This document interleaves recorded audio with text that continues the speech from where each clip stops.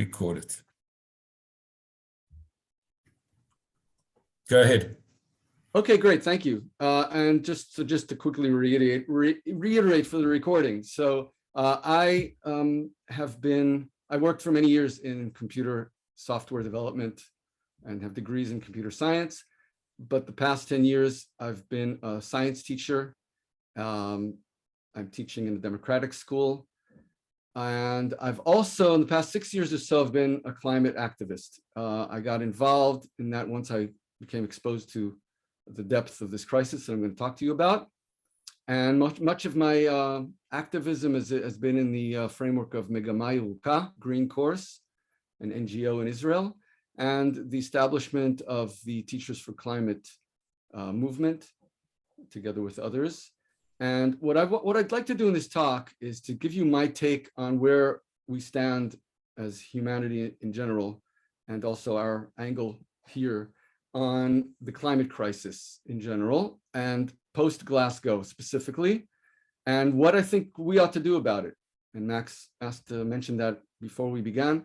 So what we ought to do about it is very important. That's something I'd really like everyone to take away by the end of this talk, that you'll feel that there's something concrete and specific that you can actually contribute to action on the climate crisis, climate change. Okay, so if there are things that you're already doing, I'll ask you about that later so you can think about it, and because when we get to that part of the talk. Okay, I'm going to start, and I'm going to try to brush through as quickly as I can the first section of this talk, which to me is very important. But first, let me just tell you how I got into this to begin with. So this is the view from sort of my backyard in the formative years of my life, because I grew up after living in the United States in my early childhood. We came to Israel, and I lived in Sde Boker, Midreshet Sde Boker, with this view for 7 years or so, of formative years, while I was a teenager. And I was very close to the desert wilderness, and we went on many tiyulim. And I think that probably brought me close to nature, and to the sense that nature is important, and that we need to take care of it and safeguard it. And another aspect that I can refer to that goes way back is that when I would see things like this, and this is a picture I took a few years ago in a place called Ein Israel, in Emek Israel. So when I see something like this, and I'm sure that most of you, if not all of you, have seen these kinds of things in places, in natural areas, and of course in cities as well, but talking about nature right now. So I don't know how it makes you feel, but when I see this, my emotional reaction is, when I see trash or any wanton destruction, is disgust and mainly pain. It actually pains me to see things like this. And what I would like to happen in this talk is that you take from this talk a feeling that is similar to this disgust and pain, about how we as humans are trashing our atmosphere and trashing the living systems around us. So I'd like you to join me in that feeling, and then channel that to actually have a desire to act on it. So, okay, that's kind of where I'm headed. So we're going to be talking about how we're trashing our atmosphere and the impacts of that. So, okay. So things that motivated me to actually get going are, first of all, I got this idea to do composting at home from my daughter, Chen, my eldest daughter. So the composter is in the back here. And then it followed quickly with cycling with a bicycle, folding bike here, without a motor, by the way, to get to work and to get around. And then we got rid of one of our cars. And these are things that I basically did without too much awareness and too much consideration for actual environmental aspects of it. And it just kind of felt good. And cycling was even for just economic reasons, because it was cheaper to get to work that way. And then I moved on to adding things like recycling and less use of single-use plastic, swearing off actually of single-use plastic, plant-based diet.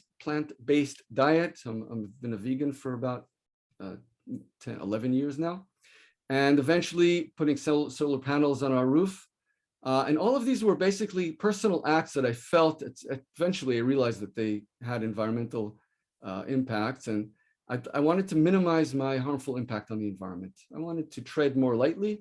And so these were very personal things. And I thought, at least I want to feel good about what I'm doing.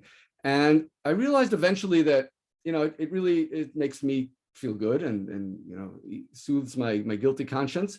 It sets a good example for other people as well, but I can't really move the needle on environmental issues by doing my own thing and changing my own behaviors. And that I could actually do a lot more than that. And I realized that the way to do that is to get involved and team up with other people who feel like me, like-minded individuals. And that's kind of where I'm headed with the end of this talk. So this, if you want to, like a spoiler, that I think that personal actions, they have their place and they're very important, and we should definitely do them. But there's a lot more that we can do, and I'll talk more about that at the end. Okay, so now let's just do this intro, this sort of 101 on what's the story with the climate crisis. And so this is sort of bring us all onto the same page, so we know when we're talking about what Glasgow was and what's going on and where we are, what we're talking about. So the important things to know, I've got 5 points, I think, on these slides here that describe what we need to know.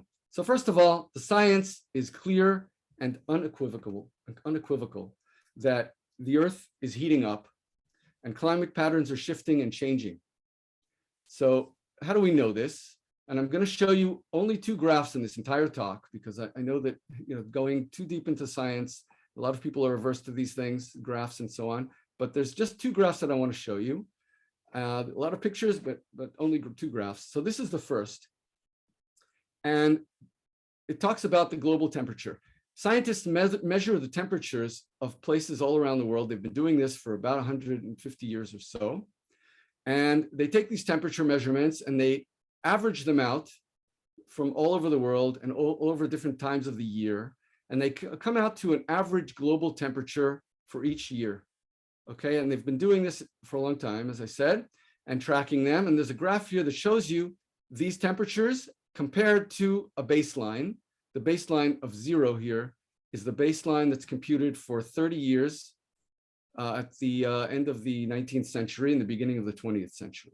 Okay, so that's what we're looking at. We're looking at a graph year by year of the average global temperature and how it actually departs from this baseline of the early 20th century. And what we can see is that there's an upward moving tendency here.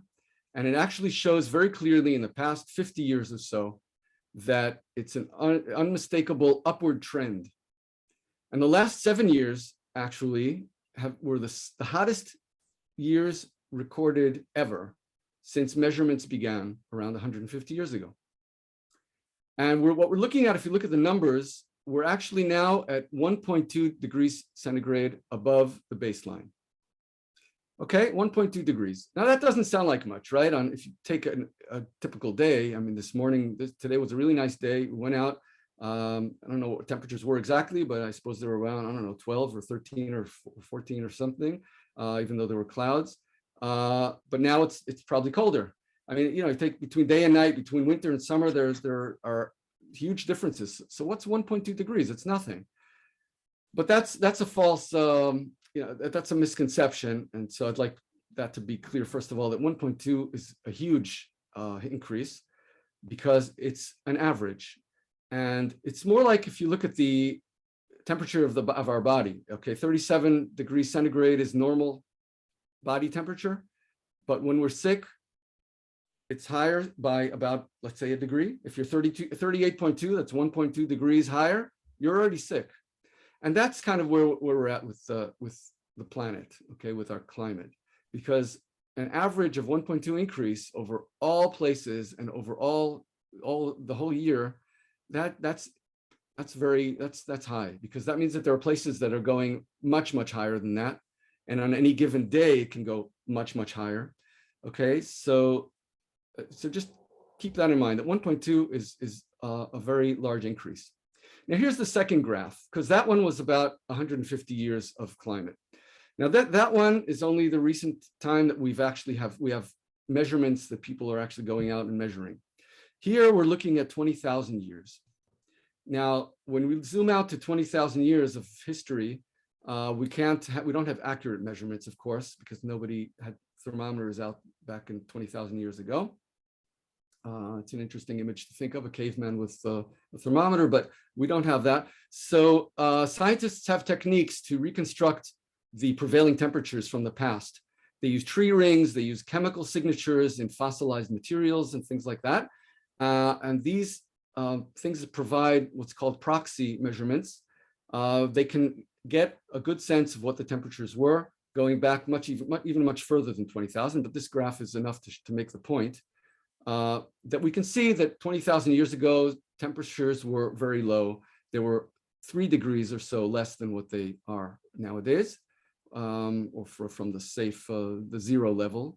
So 3 degrees below was an ice age. Okay, we're talking about 20,000 years ago, Earth was in an ice age. And then temperatures went up gradually and dipped a bit and went back up. And then around 10,000 years ago, we entered an age of relative stability. The actual temperature increase and decrease in the past 10,000 years is almost negligible. It's within this like 1 degree or so, which is reasonably stable. Again, over 10,000 years. That's considered stable, and it allowed civilization to get going. Agriculture started around here 10,000 years ago or so, and human civilization developed and thrived throughout this period, largely because of the stable climate that we were afforded by nature, just giving us that ability. So we had the ice age, and now we've got this. Okay, that's the overall perspective. And if we add the last 150 years or so, which again, because of the scale of this graph, it goes back 20,000 years. So the last 150 years is almost nothing in terms of the time axis here. It's just one line or so. So we can actually see in perspective what is happening now. Then in the past 150 years, temperatures have shot up in a way that's actually unprecedented in 20,000 years. And if we were to look at a graph of the past 800,000 years, it would be the same idea. Temperatures have gone outside of the safe climate zone that we've experienced in this past 10,000 years, and they've shot up to unprecedented levels and with unprecedented speed. And I'm talking, when I say unprecedented, I mean ever since humans have been on Earth. There are, of course, if you go back millions of years, you'll see other patterns, but there were no human beings. And if you go further enough back, there were no primates and no mammals. And so as human beings, we've never experienced a heating so fast and to the levels that we have already now. Okay, but why is this happening? So why are we suddenly seeing this in the past 50 or 150 years? That this heating is happening. So the second point is it's our fault. And when I say our fault, I mean humanity. So humans, the activity of humans, and especially primarily the burning of fossil fuels, especially coal, oil, and what's called natural gas.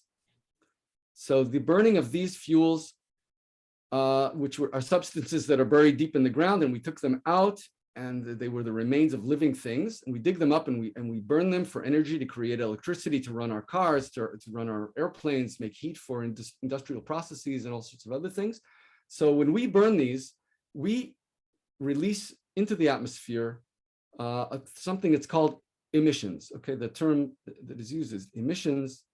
You can also hear greenhouse gases, but I don't want to get too technical. I'll call them emissions. What we call emissions are gases that we release to the atmosphere, or to put it more bluntly, we dump them into the air around us, a lot like the trash that I showed you from in Israel. And we put those into the atmosphere without thinking about what impacts they may have on us and on living systems and on the earth. So the things that you need to know about these gases are, without getting too technical, are that just two things. One is that they contain the element called carbon. Okay, lots of living things are made up mainly of carbon. Carbon is a very important chemical element, and you'll hear about carbon emissions. So carbon emissions is what we're talking about here. These gases that contain the element carbon. The second thing you need to know about them is they have a heating effect on the planet. And I'm not going to go into the science of why that is, but they trap heat because they're in the atmosphere. They have this characteristic of theirs that they trap heat, comes from the sun, and that heats up the planet. It's a lot like a blanket that we add at night. So we have this blanket around us and it heats up the planet, which is actually a wonderful thing because without it, the earth would be a freezing place. It wouldn't be very livable. So it's great that we have this blanket. The only problem is we're adding more and more to this blanket. We're adding more and more blankets, more and more thickness to this blanket. It's trapping more and more heat.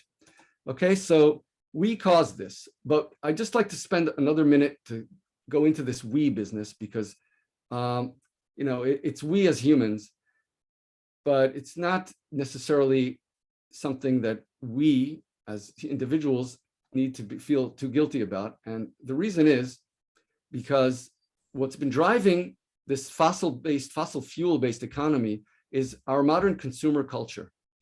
Okay, this everything we do actually now runs on these fossil fuels.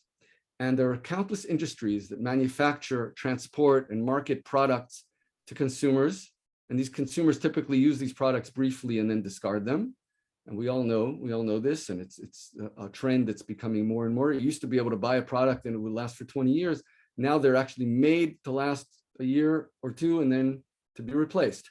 So this whole industry, this whole culture of consumer, of just consumer culture, of consumerism, is something that's at the base of what I'm talking about here.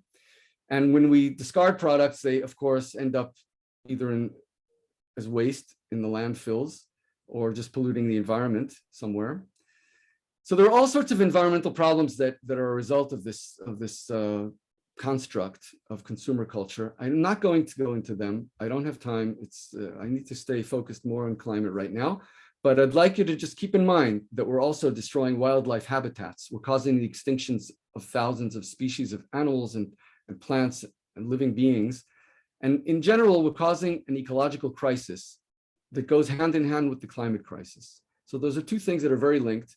And I'm going to leave it there. I won't dive into the environmental crisis beyond this. I'm going to focus on climate. But what I'd like to make as a point for this slide is that we, as members of this modern consumer culture, are active participants in this destructive system that runs on fossil fuels. And we didn't create it. We inherited it. We were born into it. And it's very hard to escape it. But that's the we. But on the other hand, to avoid feeling guilty about it, we should remember that there are the real culprits that are the corporate industries that created, established this whole system and continue to drive it. And I'd just like to cite one specific article from The Guardian that cites a study that talks about how only 100 companies are responsible for over 70% of these emissions, of the fossil fuel-based emissions, where most of the planet heating comes from. Okay, so again, it's you and me are responsible for buying products, but really what's driving this is the greedy corporations, those who lead them, politicians that are supposed to regulate their operation, but often support them and advance them. So I'd like to put it to you that there's a certain amount of participation that we have because unavoidably we're part of this. But there are real culprits that have been doing this and they've been pushing this system. And a little bit later on, I'll mention them again in what they've been doing specifically regarding climate change and their contribution, so to speak, to the discussion around climate change. Okay, so it's here, we caused it. What's it doing? What's the result of this? So the the two-word summary is that it's bad. Okay, the results are bad. We're already seeing devastating impacts. I'm going to run through a bunch of slides. I'll try to do it as quickly as I can. It's also the hardest part of this talk in terms of emotionally, for me at least.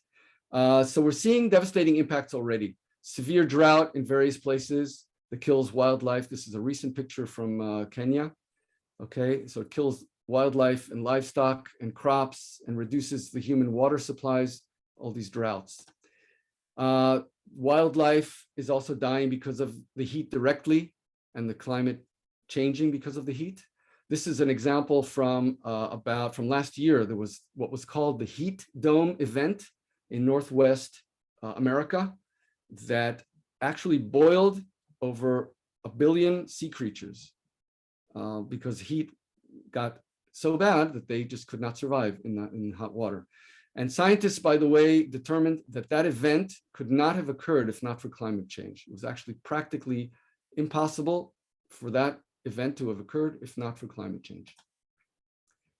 The heating up of the oceans and the chemical makeup of the ocean is actually changing because of the human emissions. And this is destroying coral reefs. And coral reefs, you look at this, it's what you see here is a coral bleaching event. It's the whitening that kills corals, and it also takes out with them entire ocean ecosystems, because the corals are the habitat for many species that depend on them, and a whole web of life lives in these places. So it takes away beauty, of course, but also and tourism that goes to see these things, but also food. Actually, a quarter of all marine life and over 1 billion people depend on healthy coral reefs for their existence. So that's an important thing that's being damaged. Another aspect of what's happening is that there are extreme wildfires, and we've seen them all over the world, in Western United States, in Australia, in Turkey, in Greece, and even in Siberia. I'm talking about recent events. And of course, we have wildfires in Israel that are just getting worse because of the extra heat. So on one hand, we have drought, heat, and fires. And on the other hand, we have floods. So extreme storms, flooding. These are unprecedented in their frequency and in their severity. What you see here is a mother and her child from Jakarta, Indonesia. This is taken 5 years ago. So extreme storms, they hit in all sorts of places around the world with increased severity, and a lot of them are in places where there are poor populations, like in Southeast Asia, but we actually have seen them even in places like the United States and Europe. So this is from the floods last year in Europe. And these floods obviously impact people's livelihood and lives, and people die in the floods and they lose their homes, and bad news. Okay, another aspect is that sea levels are rising because of the heating of the earth. It melts land ice, like in Greenland and Antarctica, and also causes the oceans to expand because hot things expand. So the oceans rising is already wiping out Pacific Island nations, and the rising levels are threatening to flood the homes and fields of 800 million people in coastal cities and regions within the next few decades as the trend continues. So we're talking by the next 30 years or so or less, already having a 0.5 meter of extra sea level. And when you add storms to that bring storm surges, we're talking about people's homes being flooded, homes and fields, etc. And of course, there are record-breaking temperatures because the heat itself is an impact. And there are also effects within cities that make this even worse. So we have heat waves. In Israel, this is a very noticeable thing. And there are record temperatures. Australia just had a record temperature last month of 50.7 centigrade. So heat, we can't survive in heat that goes beyond certain levels. That's part of the reason I talked about body temperature. Above 40 degrees, it starts getting dangerous. Okay, so in Israel, we're not immune to this, and we're actually a hotspot for climate change. We're an area that's heating much faster than the global average. We've already heated 1.55 degrees since 1950. So that's a lot more then 1.2, if you remember my first graph, I showed you that we have a heating of 1.2 degrees since 1900. So Israel, only in the past 70 years, has heated much more than that. And we have impacts such as desertification, which is areas becoming drier and more desert. Israel's desert line is basically creeping north. So if it's now at around Beersheba, it's going to creep further north from that. We have heat waves that make fires more extreme. I mentioned that. This is from the past summer in the Jerusalem hills. We have flooding events that are more extreme. So last winter in Ashdod and in Nahariya. And these things often lead to loss of life, of course, and to damage, which is very expensive and disruptive.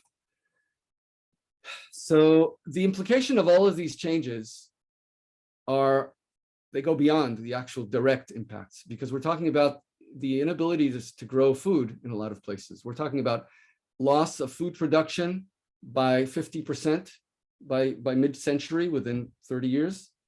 Okay, in a world that has an increasing population, we're talking about having half as much food. So think about that. And water scarcity. We're talking about mass migrations as a result of people not being able to live where they live now. So people will be displaced internally and also will look for places to live abroad. And this can reach into the hundreds of millions of refugees. As background, just remember that only a few million people that left Syria and neighboring regions threw all of Europe into turmoil, which, by the way, also has a climate background, if you want to go into that, because there are studies that show that even that migration, that civil war in Syria, et cetera, was fueled by climate change. But regardless, when we look towards the future, we're looking at mass migrations that no one really knows how we'll be able to deal with. And in Israel, even if we're cozy here and we have our, I can turn on the air conditioner, and we're not going to be flooded here in Kfar Saba, Ra'anana area, but we're probably going to have lots of people banging on the doors to get in. So that's something to keep in mind. And also that although climate change will impact everyone, even us in our cozy homes, but the people that will be hit the worst are the poorer countries and the poorer people within societies everywhere. So I want to mention that just for a moment, that it's not only bad, it's also unjust, because we're talking about how the people that have the least ability to protect themselves and the least ability to pick up and move to safety are also the people who are going to be hit the most. And they're also the people who contributed the least to creating the problem. So the cause is emissions, right? Emissions from burning fossil fuels, mainly. That's the main cause. Well, who does most of that burning? It's obviously mostly from rich industrialized nations and from people who are high-end consumers, people who are privileged, and I'm including us in this. I'm assuming that everyone on this Zoom call, and including me, are part of this more privileged class of people that end up being more like these, if we can compare the two pictures here. So the climate crisis is not just a crisis of changing of impacts on all these different systems that will impact everyone. It's also a crisis that's unjust. It's a crisis of injustice that more will impact the people in poorer countries and the poorer elements in society much more than the richer ones. Okay, so this is the entire graph, and I want to look at the forecast, because we've talked about what's happened until now, and these devastating impacts are just the beginning. The trend for heating is expected to continue if we don't change our course. We're now at 1.2. This is the full graph, okay? I kept part of it hidden from you. So where the black line ends here is where we are now. And that's the, again, 1.2 degrees above the baseline, which is the safe level that we've been at for 10,000 years, give or take. So if we don't shift in a major way away from that, we're going to be reaching into these levels here, okay, between 2 and 4 degrees centigrade increase by the end of the century. And again, Israel is heating up faster. So we're already above 1.5 here. Okay, so the science is very clear on this. The more heating, the more the severe disruption of Earth's climate and the impacts on life on our planet. With every tenth of a degree can make a huge difference. So, I'll go into it a bit more, but the difference between 1.5 degrees and 2 degrees was a source of a lot of debate and a lot of work that was done. And so it really makes a difference. 4 degrees is really, something we don't want to imagine. Okay, so that's the bad news so far. And I want to get into the good news, because the good news is that although the problem is huge, there's also a huge list of solutions. And we can actually stop this trend. We can improve the situation. We can avoid the worst impacts of climate change. But how do we do this? So first of all, we're talking about burning fossil fuels, and mainly that's done for energy. That's the topmost cause of emissions, is creation of energy. And so that's the highest on the list of solutions, is to move that from fossil fuel-based production to renewables. And this is mainly solar and wind, mainly from the sun and the wind. In Israel, it's really mainly the sun. Okay, solar systems are the future here. So systems that are based on renewable energy, they don't create emissions during their operation. And they've also become the cheapest forms of energy around in recent times. So that's one major aspect of the solution. Another major solution is the renewing of the world's dwindling forests. Just basically bringing back greenery. It's mainly forests, because plants, and trees especially, absorb the heat trapping gases. Okay, we emit these gases. There's too much of them in the atmosphere. We need to pull them back down. And the way to pull them back down, the best way that we have to do that are trees. Okay, it also helps alleviate that problem, and it also rejuvenates nature. I mentioned the ecological crisis. So part of that is to bring back and rewild and reforest the earth as much as possible. This example, by the way, is from Brazil, where a couple who lived there planted more than 2 million trees over 20 years, and they reforested a huge area. So that's something, 2 people did that. So there's one specific kind of individual action that I can even highlight already. But we can work on these solutions in different ways, and I'll get into that. Okay, so first of all, we talked about all the bad news, and we talked about how we can stop it, but it's important to know that we don't have time. We really have to do this urgently, because we're on a collision course right now. It's like a train speeding toward a cliff. And it's not too late to change course. Okay, we're not exactly at this point with this train. This one's already a goner, but it's not too late. We're before the cliff. But we do have to do it quickly. We have to act now, and we have to do it rapidly, because science has actually identified. And why is it so urgent? It's because science has identified dangerous tipping points.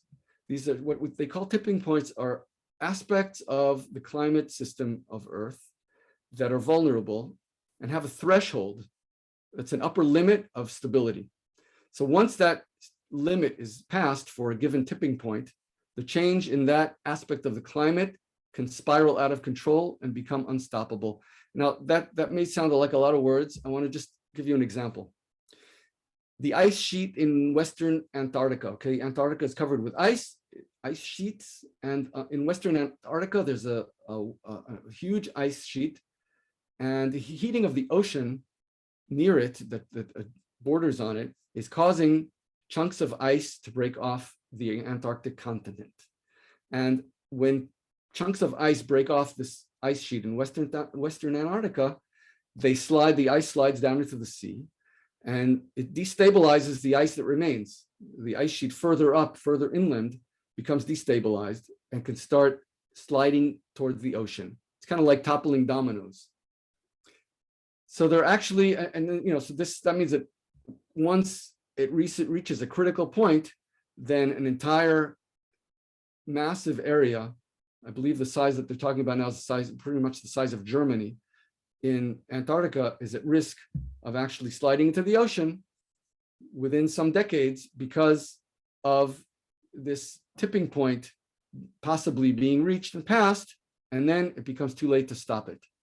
And there are over a dozen such tipping points that science has identified in the climate system, where if we go beyond a certain point, we spiral out of control. So right now, we can still stop it. But if we don't act soon, it will become unstoppable, kind of like this train going off the cliff. Once it reaches a certain point, gravity kicks in to the point where you can't, stepping on the brakes will do nothing. So scientists really don't know when this will happen. And again, there are multiple tipping points and it's a complex system. But most scientists believe that we have not yet reached this point of no return, and that this decade is now viewed as humanity's last chance to avoid passing the point where we can no longer stabilize climate. So we can still slam on those brakes and avoid the major catastrophe. We can't go unscathed, but we can still avoid a lot of it. But if we don't do that, it looks like we're headed for something that is kind of undescribable. It will also take time. It's not like it, a lot of people end up feeling like, oh, well, that means that in 10 years, it's the end of the world. Well, that's not really true. But it may be the point that in 10 years, we can just all go and party because it'll be, eat, drink, and be merry, because there isn't much to do about avoiding the future disasters. Okay, so sorry to be doom and gloom, but this is what brings me to why I'm talking about this to you, because once I understood the basic outline of things as I described it now, I realized that my future and the future of my children and of all the children that I teach at school is at stake. Now, I've been privileged to have a roof over my head, enough food and water, beautiful and bountiful natural environment to enjoy, to be able to thrive in. Now here I've got my children in this picture. This is Shir and Chen and Aviv's fiance, Gal. And I ask myself, will they be able to enjoy the same opportunities that I had? Will they feel safe? And will they feel safe enough to bring children of their own into this world that we're leaving behind for them? So I'm fearful that they won't, if we continue with this attitude that we have now of business as usual and just going on as we have until now. So I'd like us all to pause and think about our children, grandchildren, our loved ones. I'd like to let this sink in for a minute and maybe even get to stop the share for a minute, because this can bring up all of what I went through now. If we really let it reach us, then I think it can trigger some pretty heavy emotions of worry, anxiety, even being scared for our loved ones, for ourselves. And it's easy, and it's easy to become overwhelmed and to decide to put this out of our minds and just move on and forget about it. And so I'm actually going to exit this share screen for a second, and if anybody wants to actually share, then feel free to. Any reflections that you have, and not factual questions, or not, just the actual impact of what this does to you, or how you feel as a result of feeling this. If I may say something, Sure. I was born in Cape Town, and I grew up and lived there for the first 17, 20 years of my life. And basically we had a mild Mediterranean climate. We didn't have air conditioning, and a hot summer's day, a really hot summer's day, would be somewhere in the area of 28, 29 degrees centigrade. I spoke to a friend of mine in Cape Town last week who told me that Cape Town experienced 46 degrees centigrade 3 weeks ago. It was the hottest spot, I think, in Africa. And that said to me, wow. I mean, that's just, because you were talking about the 1 degree, and I was saying to myself, so how do I say 1 degree doesn't seem a lot to me, Okay. But when you think about that jump in temperature, my God. Anyway, just Yeah, yeah. Thanks, Max. And we see more and more of this all over. We've had record temperatures here in Eilat. These events that are just devastating. And we hide in our sheltered homes with air conditioning, but not everybody can. And imagine one other point. Yeah, sorry, go ahead. The wildfires in Jerusalem, the temperatures contributed to that, but people who studied it have found that because of the continued higher temperatures, the plant and vegetation was just that much drier and that much more inflammable. Okay. And therefore, the threat of fire has increased enormously. And it's kind of like a cycle. It's not only the temperature, it's the warming that's actually dried up a lot of the wood that lies in the waste and the twigs and whatever. And that was a major contributor to actually some of these fires that we'd actually never seen before. Yeah, right. Could I say something? Of course, Rina. Yeah. Yeah, Liel, just one of the last sentences that you said about concern for our children and our grandchildren and what kind of life and if they'll even survive. And then I thought that one of the factors besides emissions has got to be the population explosion, and that there are just maybe we can't handle the fact that there's so many people on this planet and they all need these things, and then the consumerism grows more and more. So I don't know, where does that fit into the whole picture? Yeah, population is a first of all, it's a very touchy subject, especially in Israel. Talking about population control, and I don't know if you know Chaver Knesset Alon Tal. I know David Snyder does, but anyway, he's been a huge proponent of doing something about population, talking about it first of all, which is pretty brave to do in Israel. Yeah, it's I mean, it's true that we're creating stress, we're creating demand on what's called resources. I don't really like that word, but all these things that planet Earth provides us, the more there are people that are actually requiring energy, water, food that's grown on land. So all these things, of course, they create pressure and stress that increases the more there are people. So that's true. If we're talking about, and I just saw this recently, I think it was a few days ago, if we're talking about actions that need to be done in this decade in order to prevent going off the cliff, then stopping population growth isn't going to be a big factor in that. I mean, that's a long-term, it's a huge issue, but it's more of a long-term issue. It's an issue where Israel is supposed to have 15 million people in, which year is it? In 2050, I guess? Yeah, I think in 2050, or either doubling the population of today or reaching 15 million, I believe. Don't quote me on that. I might be a bit off, but and the world is growing in population. So yeah, it's certainly a concern. I just don't think that, first of all, the people here, I don't think most of us are childbearing age right now. So I'm not going to recommend any personal actions on that. But it's certainly something to think about, talk about. It's something I think that Alon Tal raising it, just, because there are currently, Israel gives incentives for people to have more and more children, which certainly made sense at a certain point in our past. We were trying to populate the country. We have demographic issues.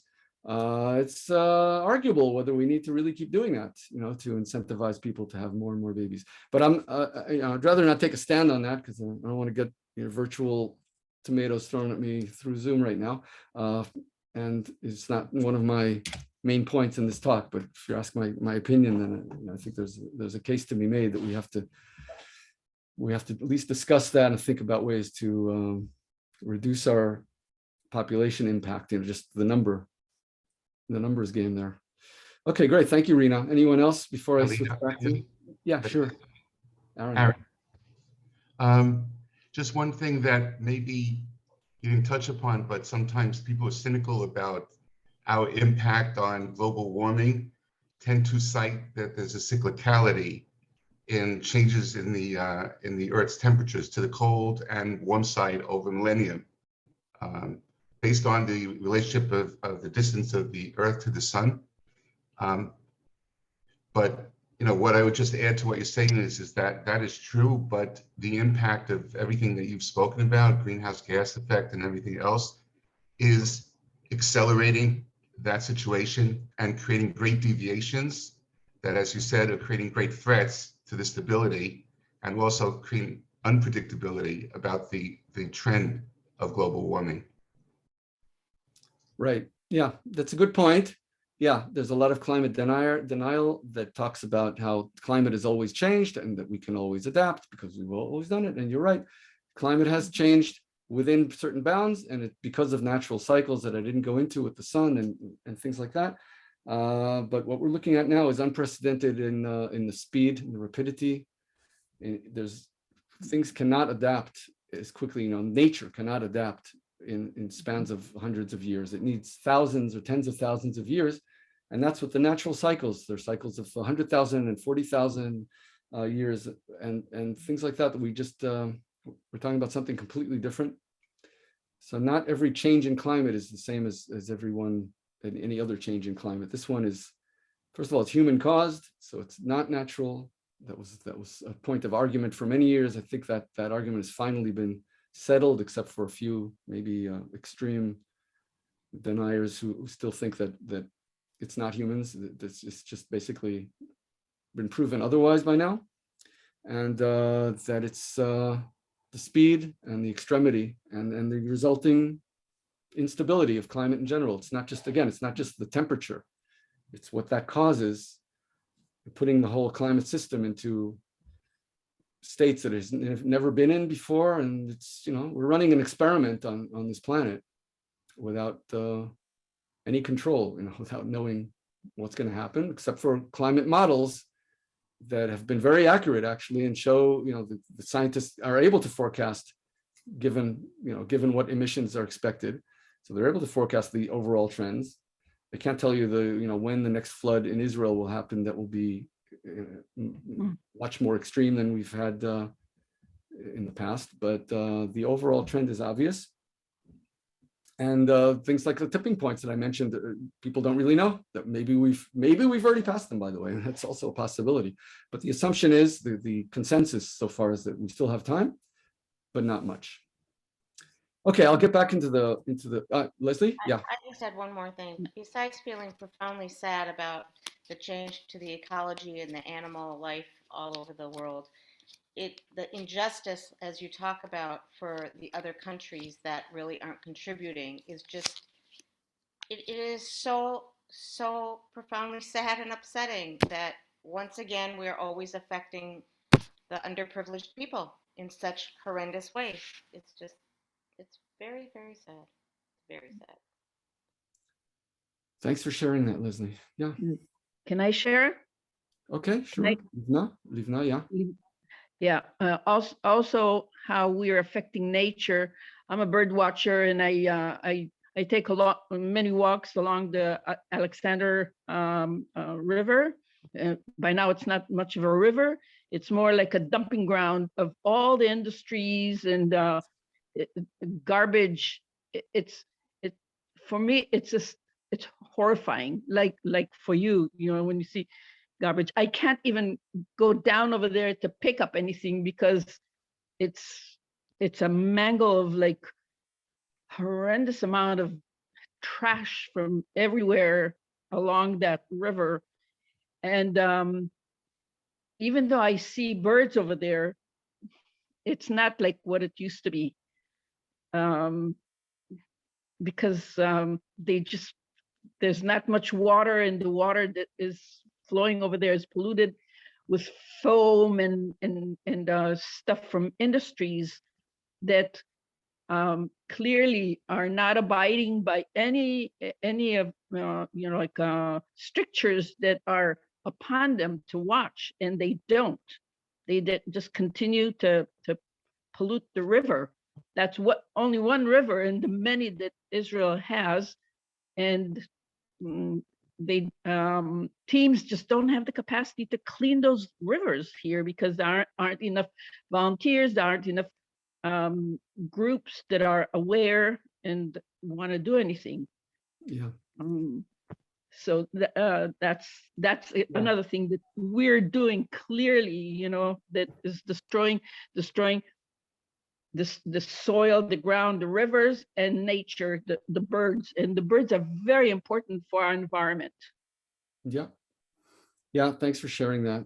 And just to tie that in, again, that's in another way that's less tangible. That's really what we're doing to this much larger system around us that is invisible. You look up at the sky, you don't really see this, these emissions. You don't see, the air. Just one exercise I like to take people through is, you take your next breath, the air you're breathing in is air that no human ever has breathed, air that contains what this air that you just breathed in the last breath contains in terms of the concentration of these gases that trap heat. It's unprecedented, this air that we're breathing, but we don't feel it, we don't see it. It's something that's kind of invisible to us, and it seems huge and it seems distant. It's happening in other places, in other, over a long span of time. So it's less tangible than Nahal Alexander, but it's really the same thing. Okay, so I'm going to get back into my my talk, into my slide deck, and I was talking about my children. Just again about the emotions, and there was a little bit of that in our sharing now, and I think it's important to recognize how we feel and to take these emotions that we have and just to make sure that they don't push us into denial and to avoidance, but rather to channel them into positive action. So I'm going to talk more about that at the end of my talk, and I'm getting closer, of course. So I just want to give a moment, one slide to talk about how we got here, because it's kind of unfathomable that we're looking at this disaster, and how did we get here? It's not like people discovered climate change yesterday. So we've known about climate change at least since 1965, and actually, if you look further back, you can find people talking about the heat trapping effects of these gases more than 100 years ago, back in the 19th century. But in the past 30 years, there's been a battle over public opinion, that's kind of symbolized over here, and political will, which is symbolized over here. And this battle has been taking place with two main sides to it. And again, this is since people already were well aware of climate change 30 years ago. This is, there's the first conferences took place then. And that's based on science. It's based on actual information that some of the, well, I'll get to that in a minute. No, I'm getting ahead of myself. So let's see who the two sides in this battle were. So first of all, we've got the scientific community, which is symbolized by this thing here that says IPCC. That's the United Nations body under the auspices of the United Nations. It's the Intergovernmental Panel on Climate Change. And all sorts of nonprofit organizations and civil society movements that contribute their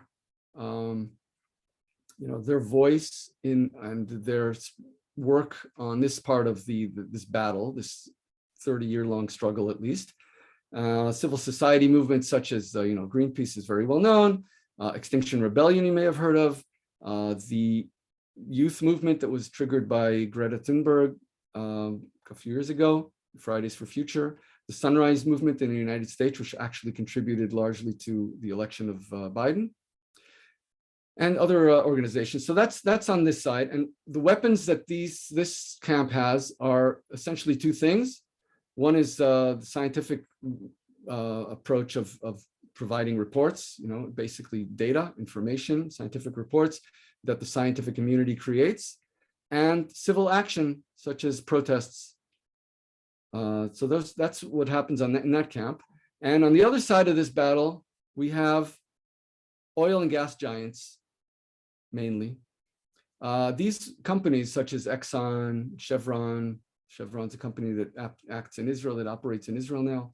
So these companies were actually among the first to understand the risk of climate change from their own research. They had researchers doing research, and they discovered that these changes would be happening. It's well known now. The documents have been released, and instead of acting on that, what they did was they fired the researchers, they closed down their research centers, and they doubled down on both on their investment into fossil fuels and the burning of fossil fuels, and also invested hundreds of millions of dollars in disinformation campaigns and in political lobbying, not to mention campaign donations and things that could be actual outright bribes, to sow doubt. That was a main aspect of theirs, was to create doubt in the public and to slow things down, to prevent change that would endanger their growth and their earnings.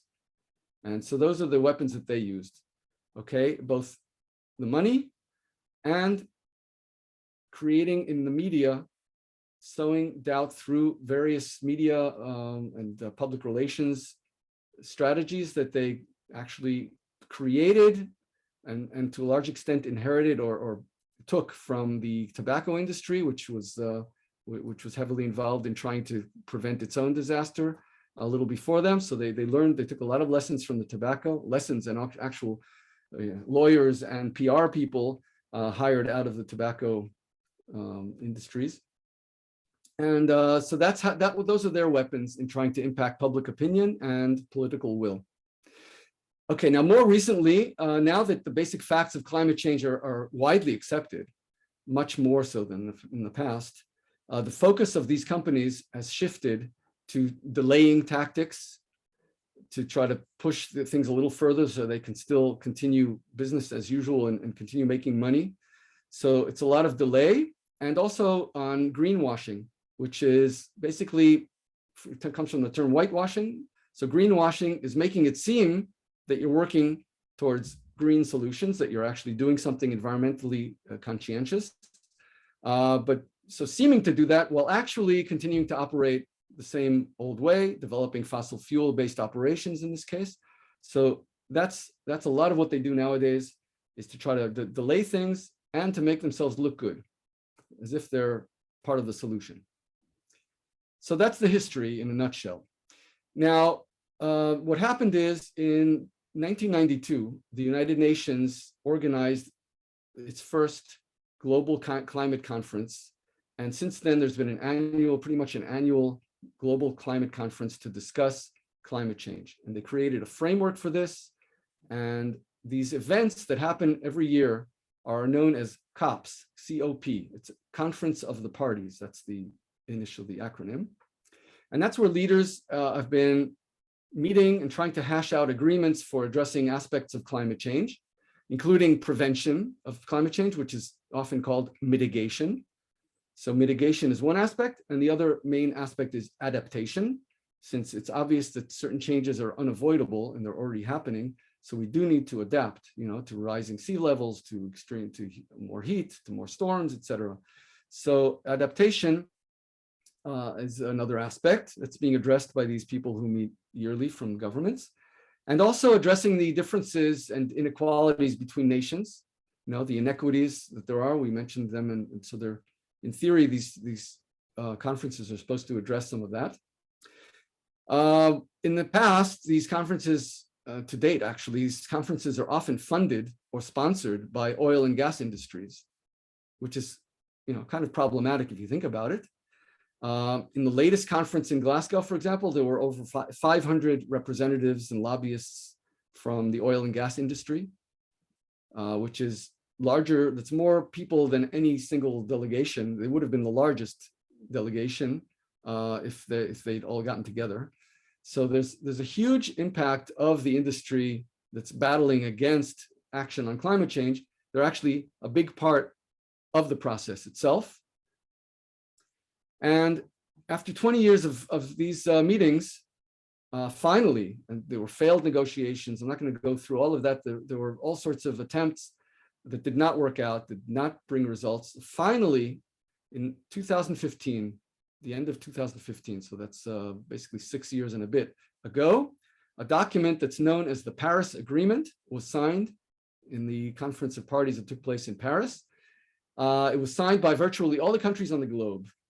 And it sets out a global framework to avoid the dangerous impacts of climate change by limiting global warming to, and this is the language of the agreement, to well below 2 degrees. So 2 degrees is here. It's where we're not there yet. Okay, 2 degrees. So limiting warming to well below 2 degrees and pursuing efforts to limit it to 1.5 degrees. So 1.5 is, there's no circle on it, but it's somewhere in the middle here. Oh, maybe I can show arrows here. I've got my arrows. Yeah. So keeping it well below 2 degrees and pursuing efforts to keep it up to 1.5. Okay, so that was done in Paris 6 or so years ago. Those, by the way, those numbers were pretty much pulled out of a hat. 1.5 degrees and 2 degrees were just kind of arbitrary. They're not really based on science.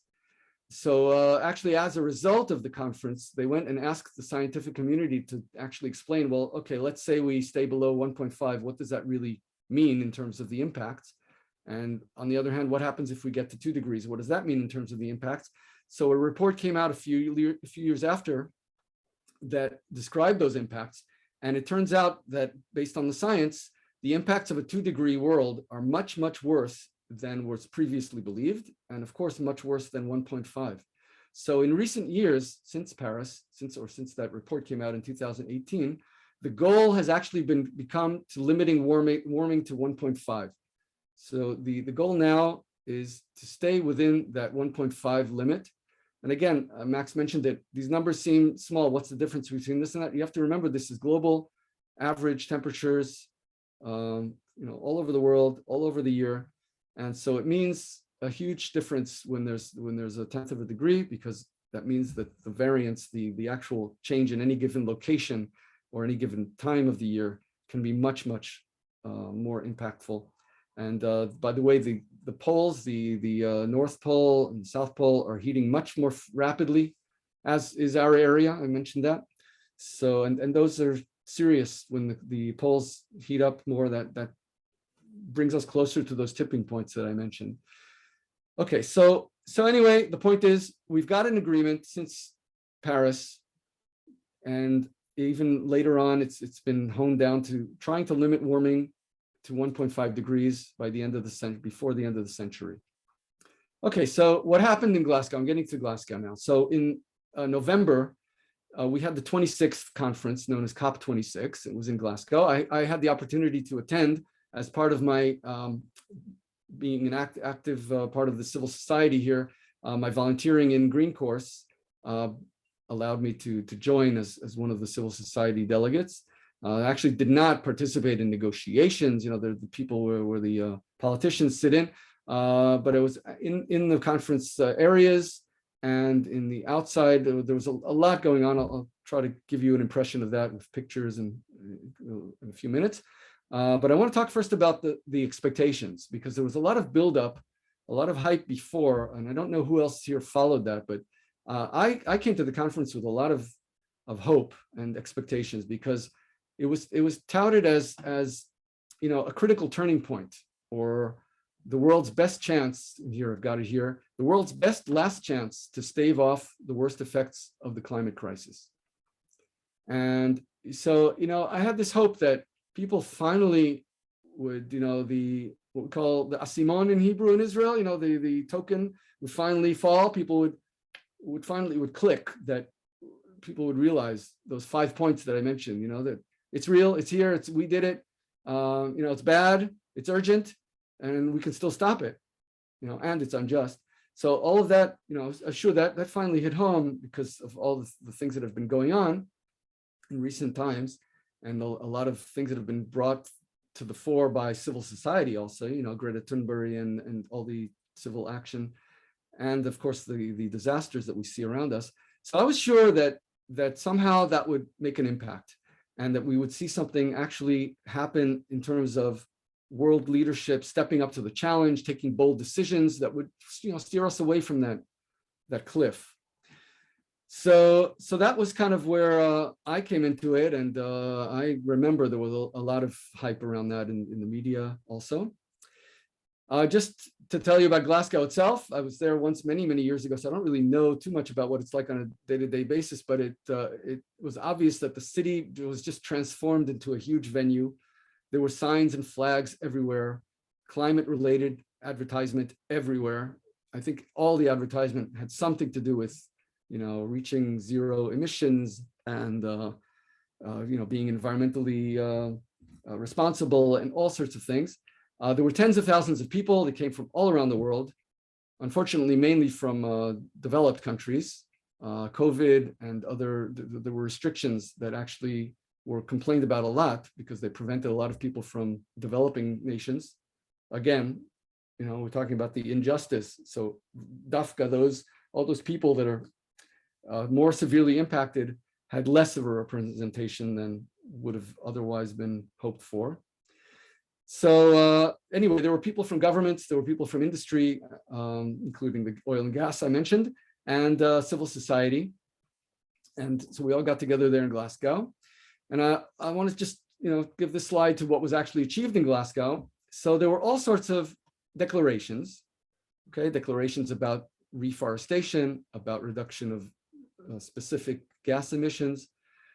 There were declarations, there were pledges. So pledges are things that countries, sort of pledge to and create all kinds of alliances.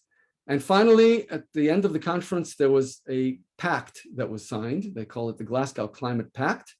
And it was signed by, all the participants. I believe some of these other things were signed by just some of the participants. In general, each of these items, although, on one hand, you could say, wow, great, they got together and actually agreed on things.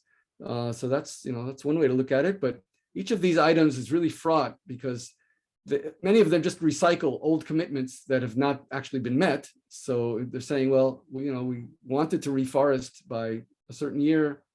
Oops, we didn't do it. So yeah, let's pledge to or declare that we're going to reforest by 2030, we're going to stop deforestation.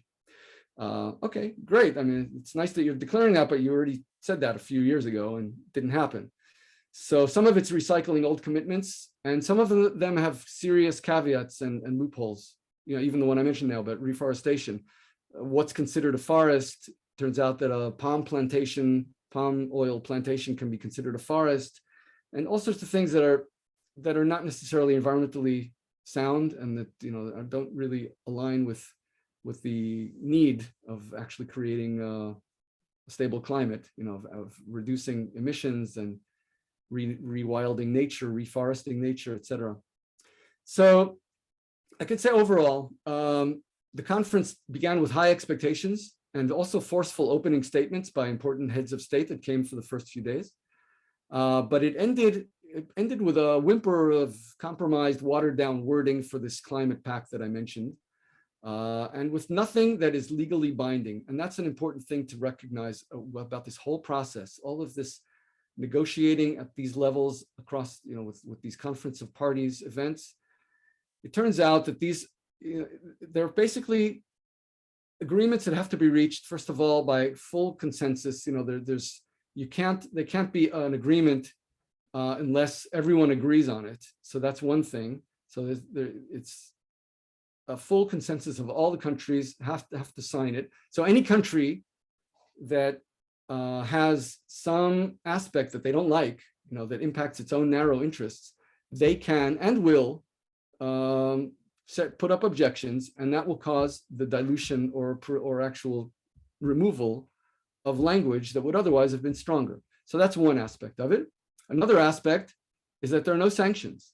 It's all essentially voluntary, and any breach of agreements or pacts or pledges or declarations or all of these other nice things that they do there, any breach of them can just, life goes on. There's no slaps on any risks. There's no sanctions on anything. It's just, a country maybe wants to meet its obligation, but oops, didn't work out. Sorry. And that's what we depend on. The safety, security of ourselves and our children, and that stopping that train that's going off the cliff depends on the goodwill and actual ability of these countries to live up to their pledges. And that there's really nothing that holds them to accountable. And talking about human beings, these leaders, they are not really accountable for what happens.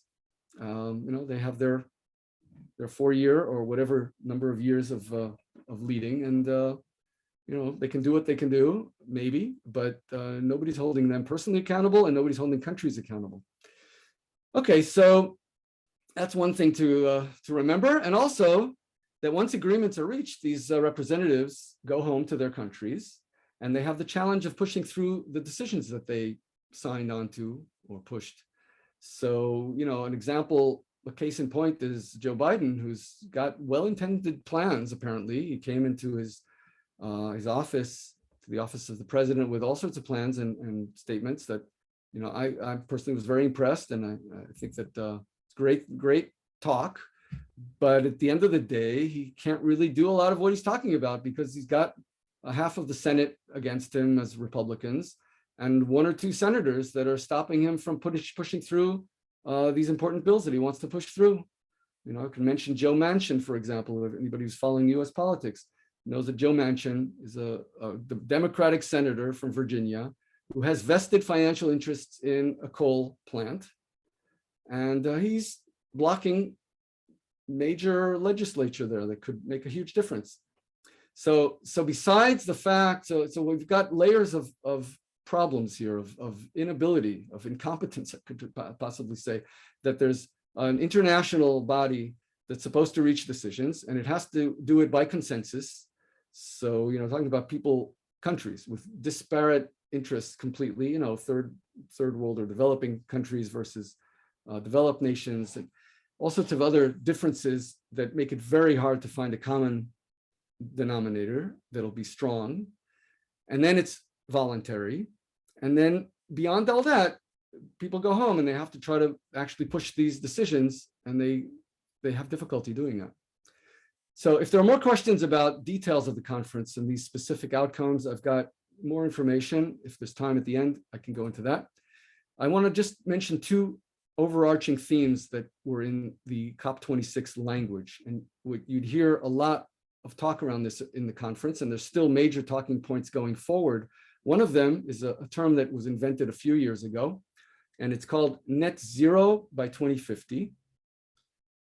And the other one is called keeping 1.5 alive. Second one might be more intuitive. We've been talking about 1.5 degrees. So I'll talk a minute about these. Net zero by 2050 means, first of all, the description of this thing, net zero. Let's talk about what net means and what 2050 implies, and then also about keeping 1.5 alive. So net means that if we can pull out problematic gases from the atmosphere, then we have license to emit them, okay? Because we're net. What's important is net. It's not that we need to say stop emissions. We don't need to stop emitting fossil fuel related emissions. What we need to do, according to what the language that the world is agreeing upon here, is that we need to make it net balanced. So we can emit as long as we somehow pull out some of those gases in return. So in theory, that sounds nice. It means, oh, great. So net zero means we're basically leaving things as they are. We're not making it worse. So there are a few problems with this. First of all, by the way, one problem is that we're already well beyond. We need to pull out more than we put out. We need to pull back. Okay, that's just a basic science-based thing that we're way in the red. I told you that the air we're breathing now is some humans have not breathed this air, so we need to bring it back. We need net negative. That's one thing. But the reason this is problematic is mainly because it incentivizes companies like fossil fuel companies to push schemes that are based on pie in the sky technology that is far from proven or ready for use at scale. Things that are called carbon capture, for example, which means, okay, if we can pull carbon, remember these carbon emissions, if I can pull carbon out of the air, capture it, then hey, I can continue, selling gas and oil because, net zero. So I'm pulling out and I can keep selling what I'm selling. But those technologies don't really exist, certainly not in scale, and they're not really proven and not proven to be safe. So, but they're using them already. They're saying, yeah, we pledge to be net zero. We'll be, 2050, we'll be net zero. No problem. We've got these technologies. It's okay. Keep driving, keep flying, no problem. Another aspect of it, it incentivizes them to pull off land grabs in developing countries, where this is an extension. I have to say it's an extension of modern colonialism. It's basically saying, we've got these powerful corporations that can go to developing countries and they can buy off either politicians or buy off land and throw the people who live there off their land in order to set up projects there that count as offsets. So those projects count as if they're capturing carbon, because they either plant trees there maybe, or they set up a solar panel array or something that gives them the ability to claim that they're saving on emissions, and then they're allowed to emit elsewhere. Okay, so that's the big problem with net in this net zero thing, is that it incentivizes behaviors that certainly will not help the climate, and they also hurt people, and they're kind of giving us an illusion that things are going to be okay because, yeah, we've got this technology that we're working on, etc. The second thing is 2050. Okay, net zero by 2050. Well, 2050 is 30 years or 28 years from now. That's way too late. It's basically handing off the problem to the next generation. I mean, I don't know where you guys are going to be in 2050, but I'm kind of doubtful. You know, I might be in an old age home if I'm lucky, but I'm certainly not going to be able to be going out to protest as I do pretty much weekly now. And people in general, you know, the politicians, obviously, I'm talking more about them. These politicians can say, yeah, we're going to do it by 2050, but they're not going to be accountable. They're not accountable today, but they certainly won't be accountable in 2050. So, and it's essentially saying that, you know, our children and our grandchildren will have to actually deal with this, because we can keep going until 2050 and try our best, but we're not really obligated to anything near term that says, you know, we've got to do something urgently. It's not, it's just basically saying it's not urgent. We've got time, 2050. Hey, that's far away. Okay, and it makes it pretty much impossible to keep 1.5 alive, which is the second buzzword here. So keeping 1.5 alive is what it means is having a fighting chance of avoiding the catastrophic heating that I've been talking about. So what does alive mean? If you know, if for example, if there's a, I don't know, 10% chance that when you cross the road, you'll be run over by a car, you're probably not going to cross the road, right? And 10% is being, I'm very generous, because actually what's happening here is, and I'm saying that as a risk thing. It's basically saying, they're saying keep 1.5 alive. It means, well, what does alive mean? If there's a 10% chance that we'll reach 1.5, is that good enough? And, you know, the 90% is that we'll pass it and we'll have, you know, a burning planet, basically. Is that okay? You know, to me, that sounds ridiculous. There's this, you know, there's an issue of risk that alive means that, yeah, we're pretty much sure that we're going to make it. But that's not how they look at it, these politicians. They say keeping 1.5 means alive means that there's still a chance that we can make it. But again, you know, what chance are we willing to take? And if it were our lives at stake, I'm sure that chance we would tolerate very low levels of risk. But these agreements are willing to tolerate, and I'm not going to go into the whole science behind it, but the science is very clear. We can't really wait beyond the coming 10 years or so and still have a chance of staying within somewhat acceptable limits of climate change. And that's acceptable, at least for most people. Okay, again, we talked about people that are already have devastating impacts on their lives. So the hotter it gets, the more risk we have to pass climate tipping points. And those will obviously push us outside of the 1.5 and spiral out of control beyond that. Okay, so these are very problematic terms that are bandied about, and they were very much alive, if I can use that word again, in Glasgow in the conference. And you know, put a little bit of humor in this talk, hopefully. This aiming for net zero emissions by 2050 is a lot like this image that you see here, and I'll read the caption, the 2 paragraphs here that goes on beyond that in the original. You can look it up, look for the shovel, whatever, drinking man. Yeah, so what it says here, a Sydney man has set an ambitious target to phase out his alcohol consumption within the next 29 years as part of an impressive plan to improve his health. The program will see Greg Taylor, 73 years old, continue to drink as normal for the foreseeable future before reducing consumption in 2049 when he turns on 101. He has assured friends it will not affect his drinking plans in the short or medium term. Okay, so that's pretty much what the world is saying it's going to do about climate change. Okay, yeah, we keep on going. as we are, as long as we reach net zero by 2050. And I'd also like to kind of analogize, or whatever the word is, use an analogy of climbing a mountain to explain where we are. The struggle against the climate crisis, is kind of like climbing this mountain that we've got here. And in order to stabilize the climate, we need to reach the top of the mountain and get all the way here. So that's the effort that needs to be done. And science tells us, the scientific community tells us that the world leaders need to do this. And the world leaders agree that it needs to be done. But the sum total of all the commitments that the countries have made through all these agreements, they actually only take us here. These are the climate targets. So countries have made all these commitments, including Israel, by the way, to act on climate change. But if you add them all up, it doesn't bring us to the top of the mountain where climate is stable. It brings us only partway. And the problem is that these targets are not really translated into action. The commitments stay on paper. They can't pass legislature. They don't move things forward fast enough. So the actual policies that we have in place now, they only mean that we make it this far, a few steps forward.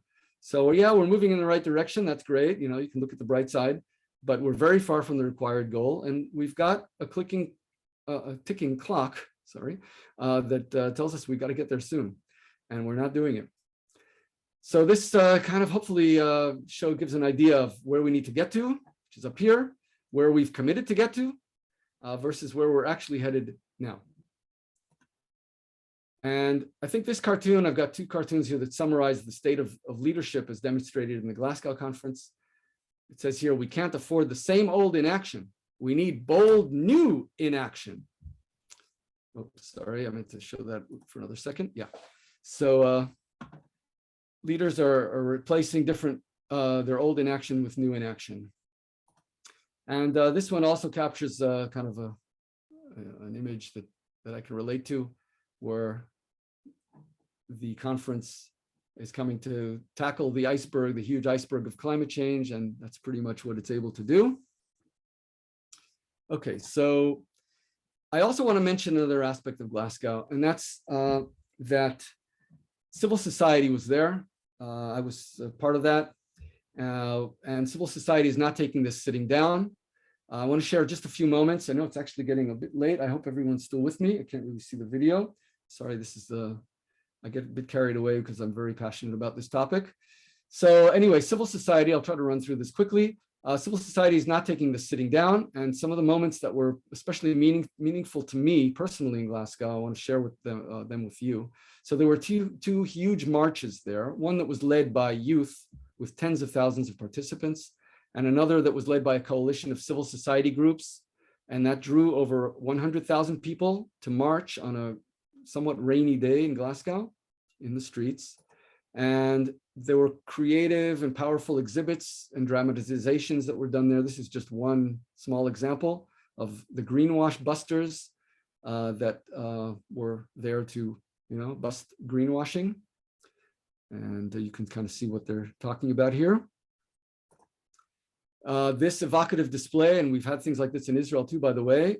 This is the Extinction Rebellion related group of people that dress up in this way to kind of create a shocking symbolization of the danger and the loss of life that climate change and the climate crisis is causing and will cause. So we had that there. There were a few moments during the march that I found specifically kind of symbolic and touching. One was when a rainbow appeared suddenly, and it just reminded me of, Parashat Noach, the flood, and the hope that can possibly evoke. And speaking of hope, we also crossed, while marching, Glasgow has a street called Hope Street. And I just kind of felt, we were crossing Hope Street. I just thought about it that rather than crossing tipping points, we need to cross Hope Street. This is a huge crowd that assembled at the end of that march. And actually, this is only part of that crowd because I took this about an hour or two before everyone even reached the end point. So there was a really massive crowd that's assembled for speeches and performances at the end. Besides the marches, there were also powerful protests outside the conference venue and also inside. I'll show a couple of those in a minute. Outside, this is just a very evocative image of, climate casualties. This is the Extinction Rebellion group. And you can notice these eyes. It's a symbol that appeared in a lot of places, these eyes that are saying, hey, leaders of the world, we're watching you. This is inside the conference itself, in the corridors. There were youth activists that walked through the corridors and then stopped and held up these signs. The press was there, and it was kind of a strong moment for them, with the messages about the need for action, the need for, speaking about the inequity of things, and about how the colonizers are inside, the oil and gas lobbyists, etc. And the same activists were protesting. They marched through the corridors on their way out. You can see both the hands with the symbol of the eye on it that I showed you before. And the wall behind them, I want to show you a close-up of that wall. It's a wall that was displayed in the conference, and it has some of the letters that were sent by children around the world, letters to their teachers, basically, that have requests around climate change in general and climate education and climate action. So some of these letters are very touching, and for me as a teacher especially, I found it moving and relevant. And there's one moment I'd like to share that was actually on the last day that I was there. It was a Friday, and I thought that it would be a boring day with pretty much nothing happening as the last day of the conference. But there were several press conferences, and one of them was especially moving and powerful. It was a press conference given by a group called Scientists Warning Europe.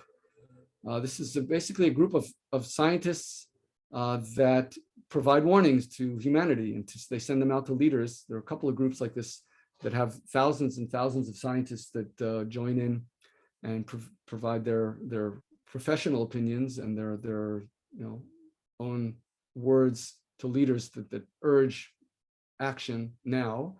And this guy, Ed Gemmell is his name. He's the director of Scientists Warning Europe. In the midst of this calm, I don't know if you've been to press conferences, but they're usually these very kind of dry affairs where people just, sit and answer questions, they make an address and then they answer questions. He suddenly stood up and he gave this impassioned speech, and he expressed his anger at the inaction of leaders. He related a futuristic nightmare that he'd had about his children, coming back in 2050 or so from Europe and having shooting at people that are trying to get water. And he went into some detail. I can refer you to this to listen to. It's worth hearing, I think.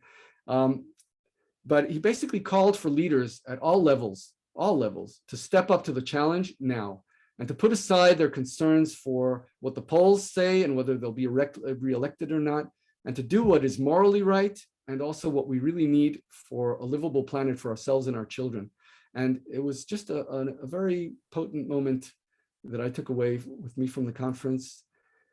And I'd like to close the circle and get back to this, where, I told you that my goal in this talk is that you would leave feeling like this, like how I feel, at least about this, about the global trashing of our atmosphere and living systems, and being motivated to act on it.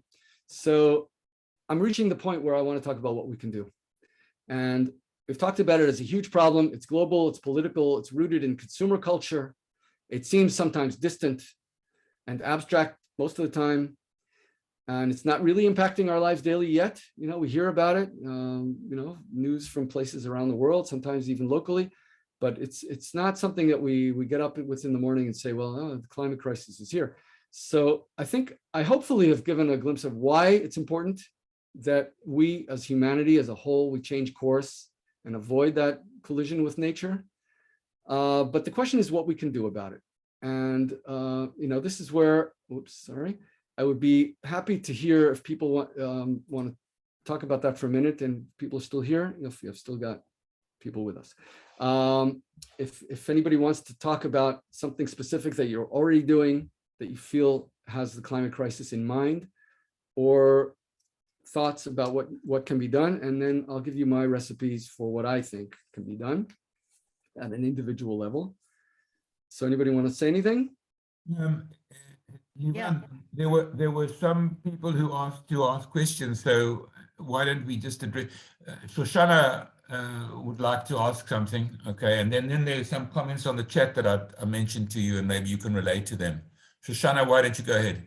Okay. Well, the question I put in the chat was is about the use of the internet. We talk about moving to a paperless economy and all sorts of things, but server farms and cryptocurrency and all of those things, especially since they're often buried underground, are seem to be something that isn't getting enough attention. But in terms of what we can do, I'm going to be the pessimist. I was born that way. And my father started researching greenhouse gases in the 1970s. So I've been hearing this for a very long time, but basically without major political change, I don't see where anything's going to happen. And it means that in the next elections, we have to put every other issue aside and not worry about the Palestinians and not worry about terrorism and nothing. Otherwise, all the multi-use plates in the world are not going to solve the problem. Thank you, Shoshana. I actually completely agree with you, and I don't think we need to wait for the elections, but I'll mention that in my when I get into my bullets in the next. In a whole 6 months, a whole year without elections, what are we going to do? Yeah. Anyone you, else want Shoshana. to Liran, Liel, somebody said you didn't, maybe you can address the farm industry and the responsibility of the farm industry. You mentioned fossil fuel industry. There's been a lot of talk about what meat eating, or let's say cattle raising for people who eat meat, okay, has done as a contributing factor. So maybe you can address that. Yeah, I can say offhand, first of all, there are different figures that are thrown around, and it depends how you do the counting, because, you know, if you count the transporting of meat, if you count that under transportation, that's one thing. If you count it under the meat industry or the animal based industry. So, you know, there's all sorts of different ways of counting how the impacts work, you know, because that boat or whatever that's shipping, or trucks that are shipping it, are burning fossil fuels. And you can look at that. But the actual contribution of the animal farms themselves is roughly, I believe 15% is mostly pretty much the figure for the amount of the impact of these emissions that I'm talking about. So roughly 15%. You know, you can add to that transportation and things like that. Sometimes the estimates go as high as 25%, I think, thereabouts, given all the additional aspects of it. And that's significant. That's very high. Energy is higher. Energy is more. But again, globally, you know, you can look at even things that approach 70-something% on energy. If you look at all the aspects of energy, transportation, and all that. So you know, so the burning of fossil fuels is still the dominant thing. But there are other sources, and animal, you know, the animal-based industries, especially meat, especially what's called ruminants, you know, cows, and then to a lesser degree also, you know, sheep and other animals. They themselves, these animals emit some of these gases that trap heat, and their dung also does. So it's so the impacts there are significant. And if we talk about personal actions that really make a difference, I certainly would put very high on those lists, on that list, reducing the amount of meat that we consume, basically, reducing animal products, and most specifically red meat. You know, I'm not even saying becoming vegan. I'm vegan, but I don't think you have to become vegan. I think just any reduction is significant. There are replacements nowadays that are high quality. You can just replace some of those, you know, that beef with Beyond Burgers or whatever other things there are, soy and other products.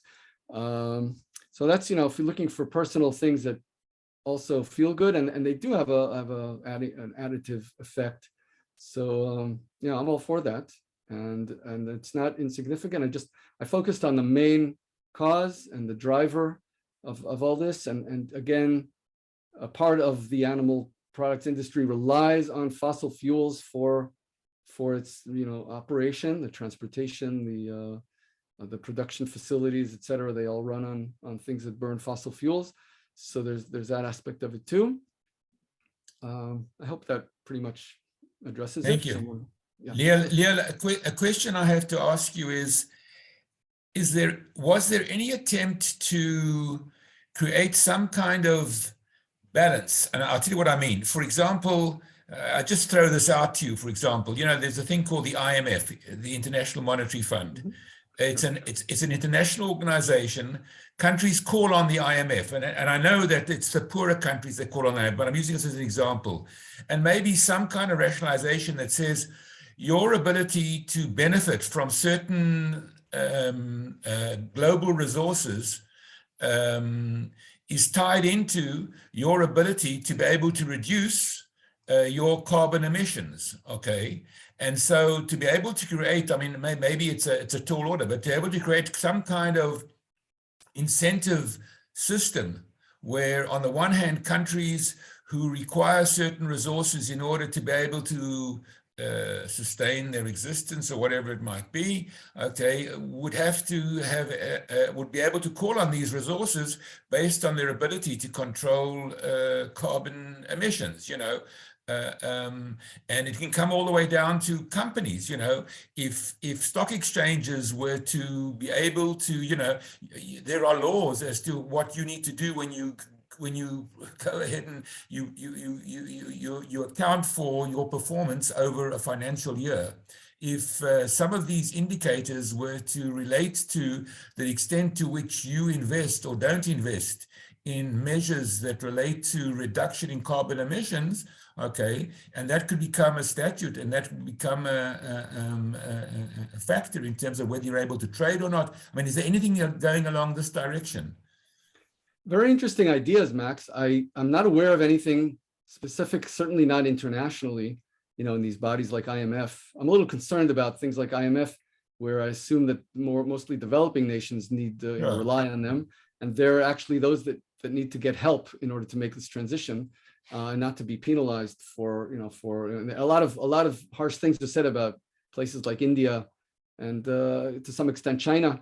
But we have to remember that people historically, most of the emissions came from the developed countries. We all in the Western countries benefited, and now we're living these high standards of living, and we're expecting everyone else to suddenly, hey, oh wait, we discovered climate change, so you guys have to stop burning fossil fuels. So that's a bit, it's patronizing, it's unjust, it's kind of that's not the way to do it. We need to help them make that transition as quickly as they can. So I'm a little worried about sanctioning them of all places.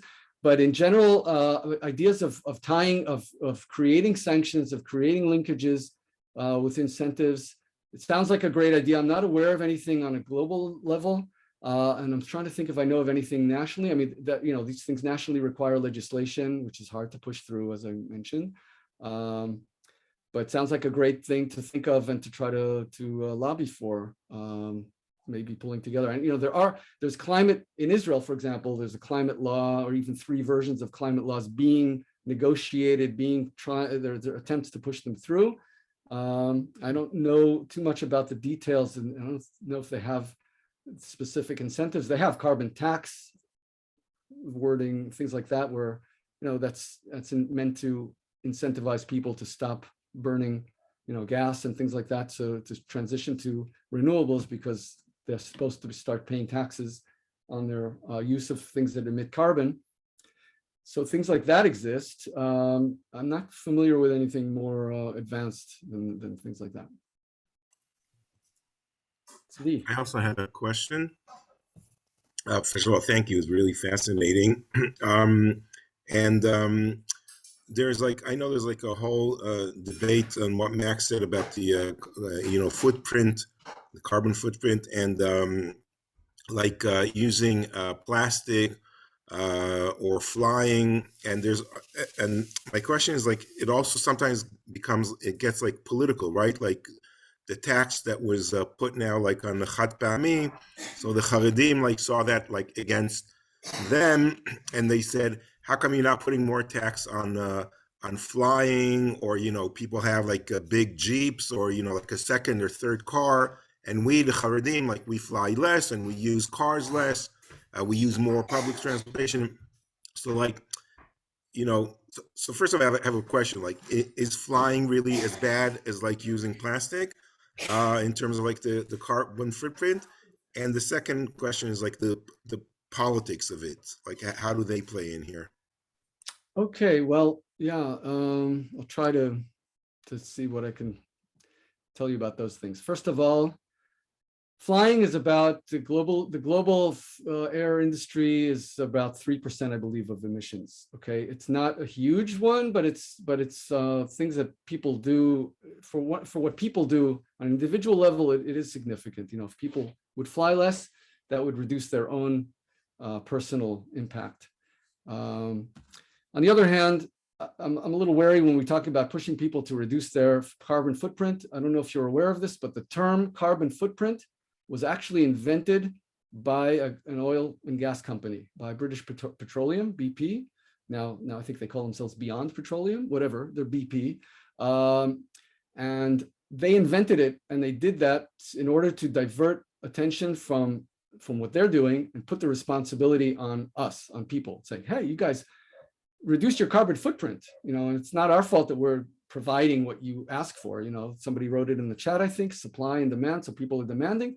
So let's focus on you guys stop demanding, and then we'll stop supplying. But that's basically avoiding the responsibility. So this whole personal reduction of carbon footprint, I think we need to do it from a moral point of view. And we're talking about this, it's important, but just keep in mind that the big thing, hopefully I want to get back to my slides just to show you my perspective on what needs to be done, because the big things are not the personal actions. And Shoshana mentioned it also.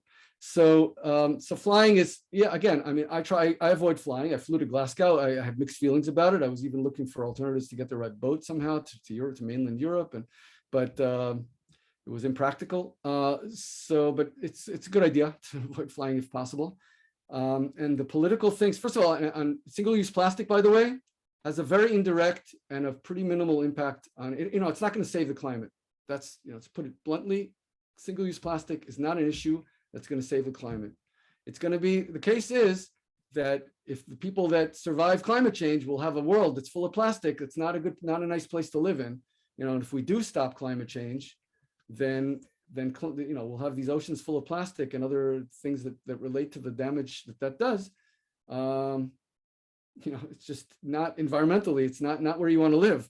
And indirectly, there are relationships, because the petroleum companies, the oil companies, they produce the materials that create plastic. So there is a connection there. But if you're talking about things like putting a sudden tax like that without explaining it properly, without coming out to the public and saying, hey, we have this broader context and giving that, it's problematic. I agree. I think the Haredi community, I can feel for them on that, or all the people that felt like they were slighted by that. There was a huge protest in France a few years ago, the yellow vests, or I don't know what it was called exactly in English, because the French government, as an act that was intended to cause reduction of emissions, they increased the price of gas, of fuel for cars, petrol for cars, and that infuriated a class of the public that felt hurt by that. I think was the middle or lower middle class felt that they were becoming they were the victims of that, and wasn't explained properly, and it was done in a very unfair way. And the government, after riots, and there was violent riots, they retracted that law, or that declaration. So these things have to be done wisely and in a broader context as part of a policy. And we need our governments to come and say, hey, we have this climate crisis that is going to impact us and our children and future generations. And we have to do things to avert it, and to do our part as a country, as a society. And it'll also require certain things that the population needs to cut back on certain things, be more efficient in certain ways, perhaps fly less, perhaps, we don't have to go back to the caves, where that's no one's asking for that. We can live modern lives with renewable energy. The consumer culture is a problem, needs to be addressed, but first of all, we need to avert climate change, and then stop the heating that's going on. And I think that as part of a larger package, then one of the things is, there'll be taxes on things, single-use plastic is again, it's kind of an esoteric example because it doesn't impact that directly, but there'll be taxes on things, and people need to be explained and told, and it has to be done in a way that's equitable is the word, that's fair. And there are enough people, I'm sure there are enough talented people that can sit on this and actually decide what the policies should be. Liel, can you tell us now what you suggest for us to Yeah. do? Before Yeah, we I leave see the people are dropping board? off. Yeah, thanks. I want to get into this. So, okay. Liel, and also just one other question. Yeah. Let's bring it closer to home. What is our government doing about reducing fossil fuel burning? I mean, we know that coal imports was a factor in increasing the gas prices about a week or two ago. I mean, we have great sunshine. Are we doing anything serious here? I mean, okay. Yeah. In brief, I can say we're not doing enough. They claim they're doing, but they're certainly not doing all that they can do. I mean, the question is it being treated as an emergency? And it's not. Okay, we're actually in an emergency, and that's what we need to be looking at. It's like when World War II started, then countries diverted practically, the United States diverted practically all of its resources, all of its GDP to production towards the war effort. And when COVID hit, then countries diverted whatever 15% of their GDP. Okay, and we're talking about climate change. I just heard this week, Yuval Noah Harari came out with this statistic that he researched, and he realized that countries worldwide only have to invest 2% of their GDP into climate solutions yearly, and that we can implement the solutions and stop climate change, at the level that we need, the 1.5 limit, etc. That can be solved with 2% of global GDP. So that's nothing compared to things that have actually been done. And in Israel too, we can divert things that are currently being spent on promoting bad stuff. We have tax breaks for oil companies and gas companies, and we give them all kinds of other incentives. So we can stop doing that and divert those resources and perhaps other resources, other funds, and implement things faster and in a broader scale. So we're not doing enough. So that's that. Okay, I want to now tell you what we can do, in my opinion. And this is where I put the ear up to stop and listen. This is what, if you've been dozing off, I'd like you to listen to this and hear where I want your undivided attention for the things that at least I feel from my experience that we can do. So personal behaviors that we talked about, and I'm all for them. I think they're very important. And I told you I started with composting and plant-based diet, etc. And the basic general rule is to consume less, not to buy what you don't need. So that's ethical. It's great. It's a good signal to other people. It communicates what needs to happen. It's part of a long-term strategy that we need of a sea change in our culture. So it's important, but it's not enough right now because we're in this fast-moving train. If it were 1990 right now, I would say, hey, we've still got time. Let's do it gradually with cultural change.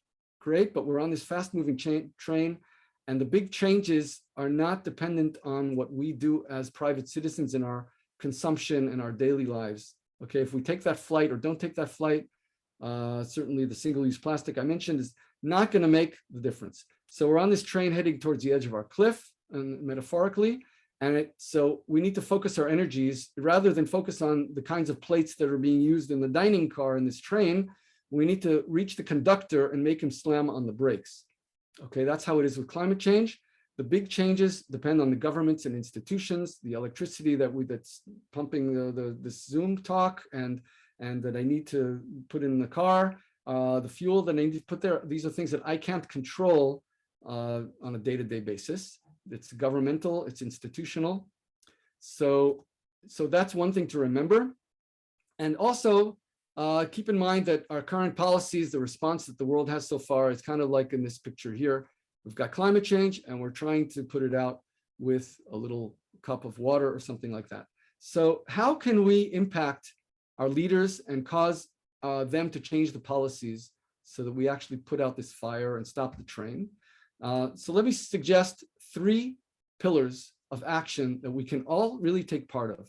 So one of them is, as citizens of democratic societies, And some of us may even be citizens of other countries as well, and we can make an impact there, by the way, too.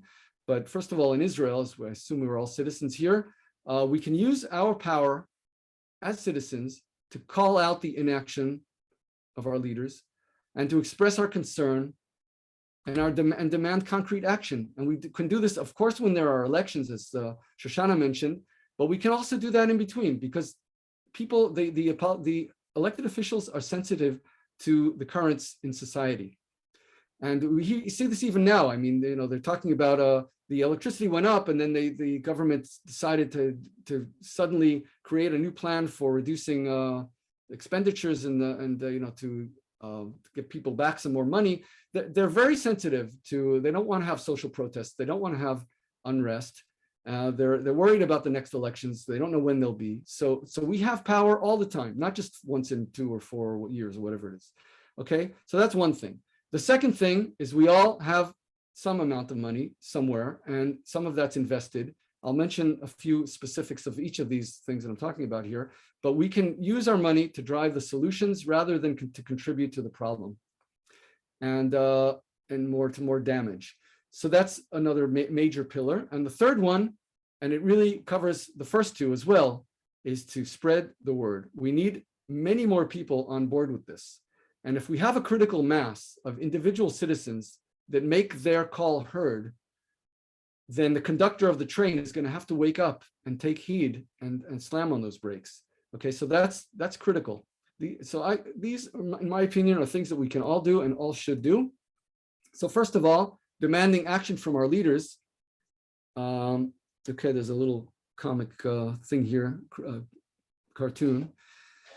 About how, if we make these changes, it'll cost a lot of money, whatever. But so we'll be doing it for nothing if it's a big hoax.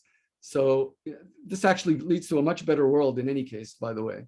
So what can we do to demand action from our leaders? So we can reach out to them at both local levels, in the Sharon area where we live here in our cities, can reach out to our municipal elected officials, the council and the mayor, etc., and push these people, and nationally, of course, and push them to do a few things at least. There's more that I can suggest, but at least I've got 3 ideas here. One is to declare a climate emergency. So that's basically to just say, hey, we're in a matzav cherem, a climate emergency, an ecological emergency as well, if you want to add that. It's a climate and ecological emergency.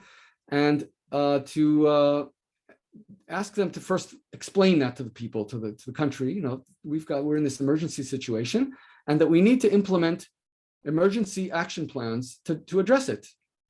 Okay, and this is the kind of thing we can just push people to do, push these politicians, push our energy minister and our prime minister and our substitute prime minister and people like that. We can do it through social media, and we can do it through direct phone calls, WhatsApp, emails, and whatever, or join people who are already doing this in the real world, protesting and whatever. Another idea, by the way, just throwing this out there used to be such a thing in Israel, a commissioner of future generations. And since this is a problem that is going to impact the next generations as well in a much more severe way, it makes sense to me that they be able to have a voice, that the future generations have a voice in the discussions, in the policy making, in the rooms where power sits. And so that's something that was abolished some years ago, this commissioner, and to reinstate it is certainly an idea that can be put out there. You may have your own, but again, the point is we have this power as citizens in between elections and all the time, and we can do this. The second pillar I mentioned was using your money for good and not for bad, for investment in the right ways. And there's a funny one here about, yes, the planet got destroyed, but for a beautiful moment in time, we created a lot of value for shareholders, because that's where it is now. Okay, we've got people making money on this problem, and we can make that money drive solutions rather than to contribute to the problem.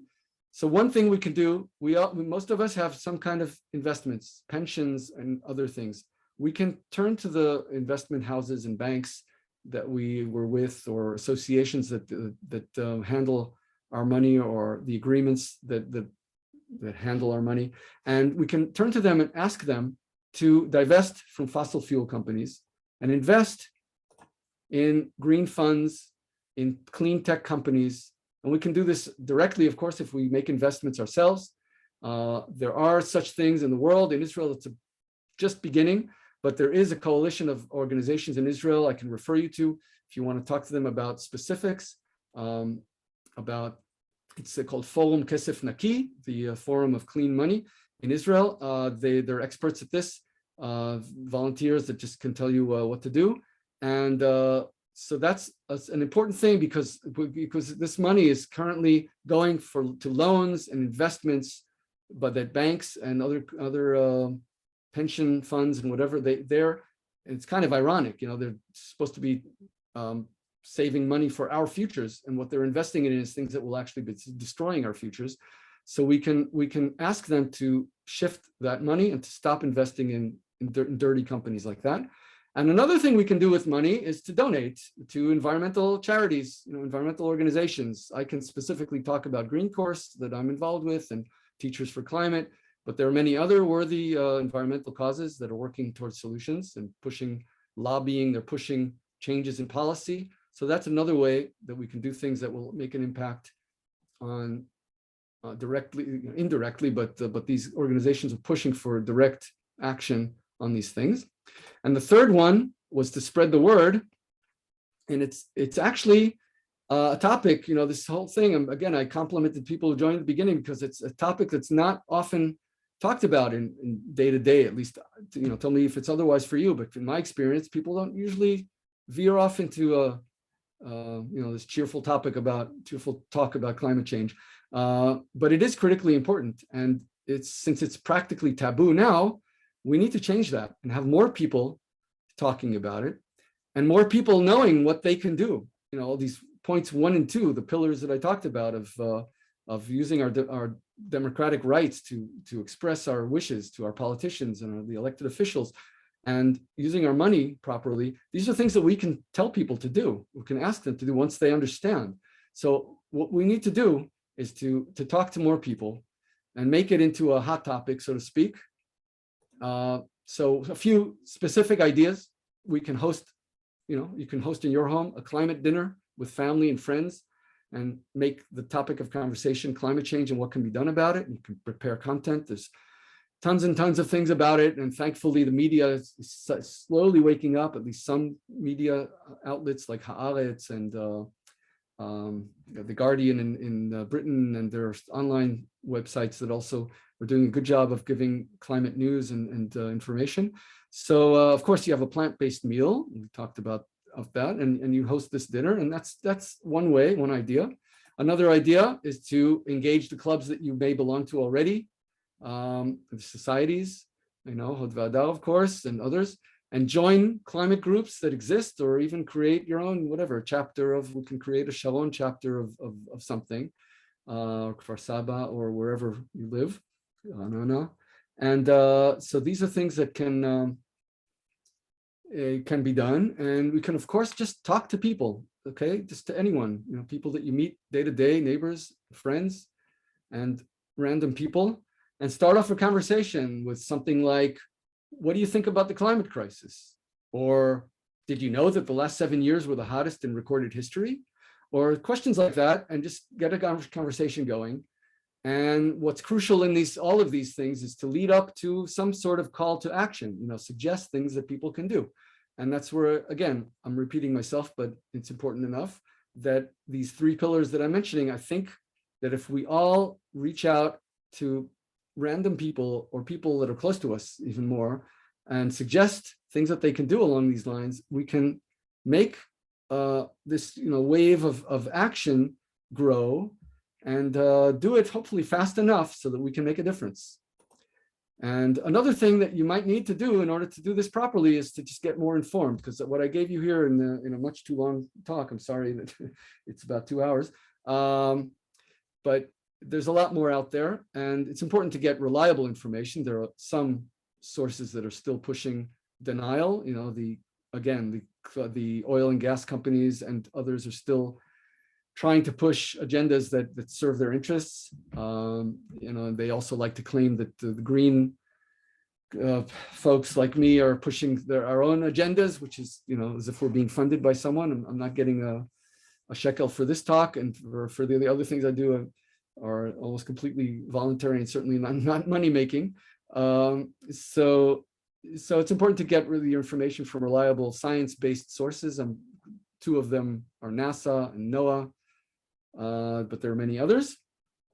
And that's a summary. This is my last slide, I believe. It's basically a summary of these three pillars, where we can demand action when elections come up.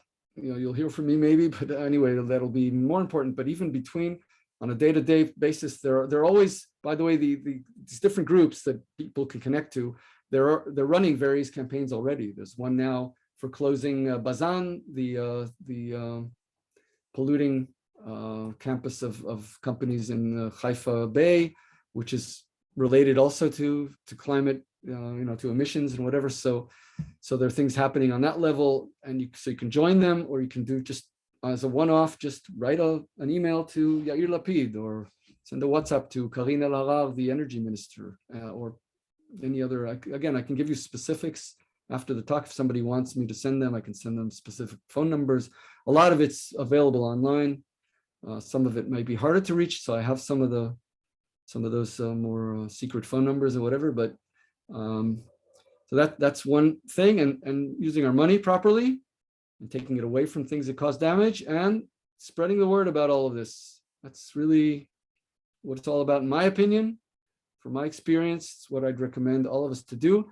In addition to the things that we're doing, to just be ethical and to make our small contribution and change the culture on a day-to-day basis, from whether it's more plant-based food, or flying less, or driving less, and joining either public transportation or carpooling or whatever. Things like that are some of the big things we can do. Again, people who are having babies maybe consider having one less, but that's a controversial one, and again, it's more long-term again. So the big things, in my opinion, are these. If anybody wants to add to that or ask any additional questions, I'm still here. I'm not in a hurry, but if others are, and feel free to reach out to me. I'll be glad to give further information, connections. Yeah, I first of all want to thank you for me, an amazing talk. I mean, I'm aware of climate change, but I'm sitting here on the edge of my chair, okay, and I'm listening to you, and I'm feeling, there's this heavy weight that's pressing down on me. The more you talk, the more the weight presses. So maybe that's a good thing that you've been doing. And I'd like to say that what I would like to do is reach out to you independently, and maybe what we can do is that there's been some questions on the chat as to maybe we can just summarize into one or two pages of points that you mentioned, which can be items to be actioned, that people can take forward from this talk, and maybe some resources that people can actually tap into in order to support themselves in this direction. So I'd look to do that, and maybe spread the word out through that by creating a small document and then sending it out to the people in Hod Ve-Hadar. Okay. Yeah, sure. Okay. So really, on behalf of everybody, I think, thank you for I think, look, we've been here 2 hours and 10 minutes, and most of the people are still here with you. Okay. All right. Yeah. If anyone has suggestions how to do this in less time, and what was superfluous or redundant, well, I'd like to know, because I've been trying to reduce it down, but I don't know how. It's a testimony to the way you've put it across, I think. Okay. And so, kol hakavod v'yishar kochacha. Well, Okay. thank you very much. Thank you very much, Max, for hosting it and facilitating it, and I appreciate it. It was important for me to be here. I think that there's protests. If anybody's with strength to actually go out and protest, that's another one I didn't mention, because a lot of people don't like doing that. But we've got a weekly vigil kind of in the Tzomet Ra'anana that we go to every Saturday night, and yesterday we did it on Friday because of the weather, and I'll be happy to share as you suggested. I'd actually like to save the chat. How do I do that? There's a way to save the chat here somehow. How do I do that? Because I'd like to see what the questions were. But if anybody wants to stay on, I can answer specifics. Oh. How do I do this?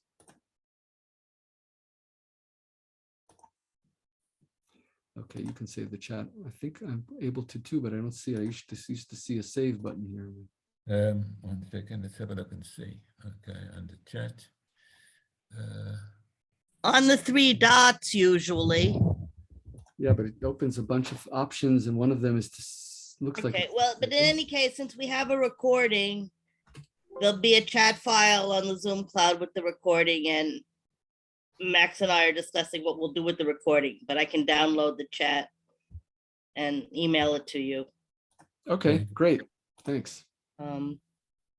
Shoshana, I think If you have ideas about whether you want the recording to be shared publicly or privately, Liel, I guess it's your discretion. Yeah, what I'd like the word to get out there, so I'm nothing to. Okay. I so far have nothing to be afraid of. There's a whole issue of oil and gas companies chasing down and causing harm to environmental activists in various parts of the world, typically in places that have less press coverage than Israel. But there are lawsuits that people are dealing with.